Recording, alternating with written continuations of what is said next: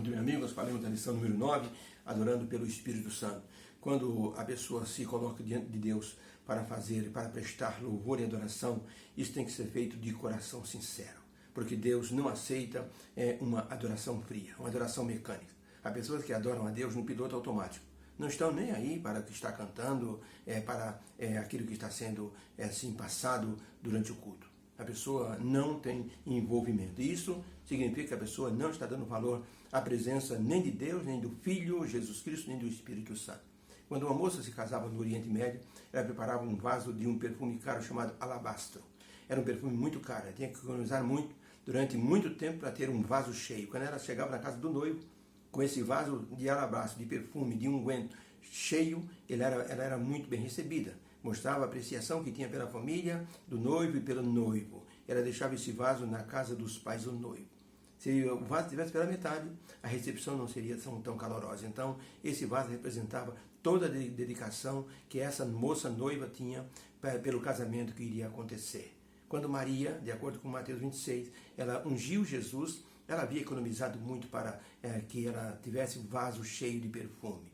Durante muitos anos ela preparou aquele vaso, e quando Jesus estava em Betânia, Maria veio e derramou aquele perfume sobre a cabeça de Jesus, sobre os pés de Jesus, e enxugou com seus cabelos. Era uma oferta genuína, pura. Ela amava tanto o Senhor, que para ela não simbolizava assim um desperdício, mas uma preparação.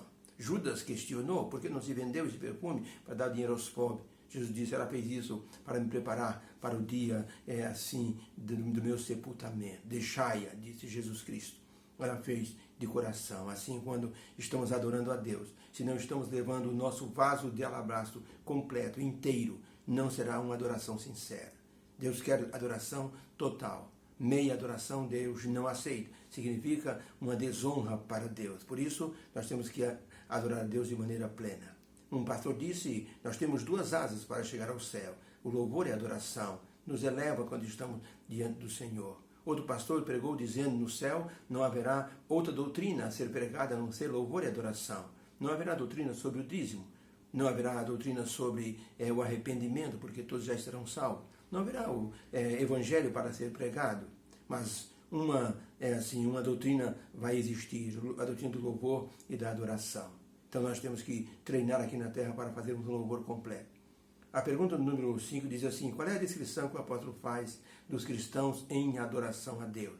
Efésios 5, 18 a 20 diz assim: e não vos embriagueis com vinho, em que há contenda, mas enchei-vos do Espírito, falando entre vós com salmos e hinos e cânticos espirituais, cantando e salmodiando ao Senhor no vosso coração, orando sempre e dando graça a Deus, nosso Deus e Pai, em nome de nosso Senhor Jesus Cristo.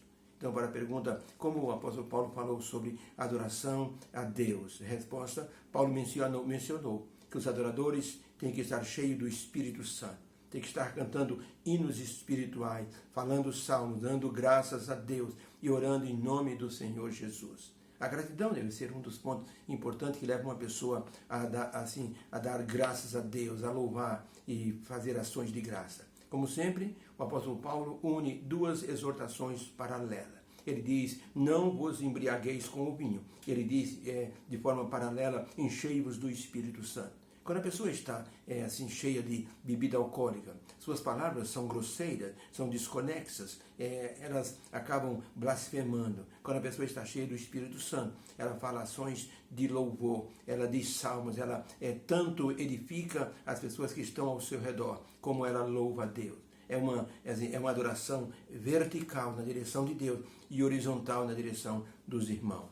Por isso, o louvor e a adoração deve ser fruto da presença do Espírito Santo em nossa vida. E isso vai preparar as pessoas para o grande coral dos remidos no céu e na nova terra. Por isso, Ellen White escreveu no livro Ciência do Bom Viver, na página 508, essa expressão maravilhosa: está chegando o dia em que será travada a última batalha e ganha a vitória. A vontade de Deus deve ser feita na terra como é nos céus. As nações dos remidos irão conhecer conhecer o que Deus deseja. Não existe outra lei do céu a não ser o louvor e a adoração.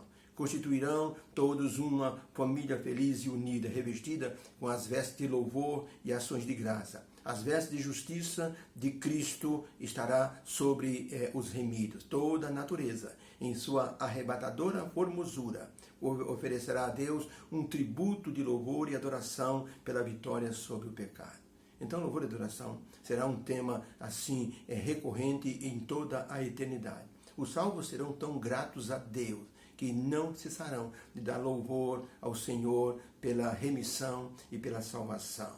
William Temple, um dos grandes teólogos do passado, escreveu o seguinte: adorar é despertar a consciência pela santidade de Deus, é alimentar a mente com a verdade do Senhor, é purificar a imaginação pela beleza do Criador, é abrir o coração para o amor do Pai e devotar a vontade aos propósitos divinos. Isto é adoração. Então isso quer dizer que muitas vezes nós não estamos adorando de maneira plena e correta. Estamos adorando preocupados com o que vai acontecer. Estamos adorando preocupados com o que o pregador vai dizer. Estamos adorando preocupados com as pessoas que estão lá fora conversando. Estamos preocupados com a programação da tarde. Isso tudo deve ser deixado de lado para que haja uma adoração perfeita. E por isso deve haver submissão ao Espírito Santo. Quando não há submissão ao Espírito Santo, nós nos sentamos na igreja e fazemos a nossa vontade. Nós pegamos o celular e respondemos às mensagens. Nós saímos fora quando o telefone toca e perdemos o conteúdo daquilo que se chama louvor e adoração. Martinho Lutero falou da adoração nesses termos: reunir-se com o povo de Deus em adoração comum ao Pai é tão necessária para a vida cristã como é a oração para aquele que está necessitando. A oração é a respiração da alma e o louvor e a adoração nos dão a energia espiritual para que nós possamos então enfrentar as lutas da vida. Então a oração é necessária, o louvor e a adoração também. Por isso o apóstolo Paulo diz assim: vocês devem se encher do Espírito Santo para louvar e adorar a Deus. Que o Senhor nos abençoe. Possamos aprender e praticar isso em nossa vida. Obrigado, meu Deus, pela lição de hoje. Que haja, Senhor, em nosso coração essa prática comum, louvar-te e adorar-te, na beleza da sua santidade. Nós te agradecemos por essa oportunidade em nome de Jesus. Amém. Beijo no coração. Feliz quinta-feira.